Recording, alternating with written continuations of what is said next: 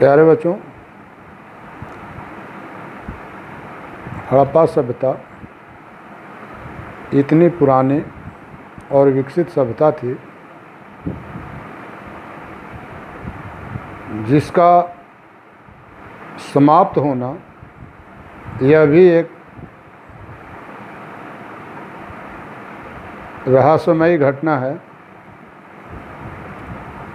इतनी पुरानी और विकसित सभ्यता कैसे समाप्त हो गई, जिसका सिर्फ और सिर्फ हम अनुमान ही लगा सकते हैं कि इतनी पुरानी सभ्यता सदा के लिए कैसे समाप्त हो गई। हम कल्पना स्वरूप कह सकते हैं, यह दावा कर सकते हैं कि जलवायु परिवर्तन के कारण भी इस सभ्यता का अंत हो गया होगा, या वनों की कटाई के कारण भी यह सभ्यता समाप्त हुई होगी। प्राकृतिक आपदा भी हम कह सकते हैं कि कोई ऐसी प्राकृतिक आपदा आई होगी जिसके कारण यह सभ्यता सदा के लिए समाप्त हो गई। जैसे आप पूरे विश्व में आज एक तरह का कोरोना नामक जो बीमारी फैली है, यह भी एक प्राकृतिक आपदा ही है। भले ही किसी भी देश के द्वारा सुनियोजित षड्यंत्र भी हो सकता है, लेकिन इसे भी हम प्राकृतिक आपदा की श्रेणी में रख सकते हैं, क्योंकि पूरा विश्व आज इस आपदा से प्रभावित है। दुनिया का यह पहला युद्ध होगा जो हम घरों में बैठ कर के और छुप कर के लड़ाई लड़ रहे हैं। तो सिंधु घाटी सभ्यता, हड़प्पा सभ्यता का अंत यानी पतन का कारण यह भी रहा होगा कि कोई प्राकृतिक आपदा आई होगी जिसके कारण यह सभ्यता समाप्त हो गई। बाढ़ भी हम कह सकते हैं कि वहाँ उस क्षेत्र में सिंधु नदी के जल का फैलाव इतना ज़्यादा हो गया होगा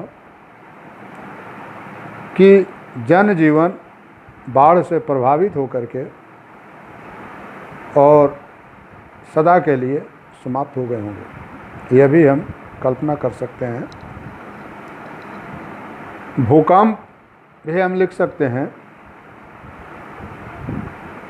भूकंप के कारण भी इस सभ्यता का पतन हो सकता है। उस समय विनाशकारी भूकंप आया हो जिसके कारण यह सभ्यता सदा के लिए समाप्त हो गया हो। नदियों का मार्ग बदलना भी हम लिख सकते हैं। नदियाँ अपना मार्ग बदल दिया होगा जिसके कारण जनजीवन प्रभावित हुआ होगा और सदा के लिए यह सभ्यता समाप्त हो गई होगी। नदियों का सूख जाना भी हम कह सकते हैं।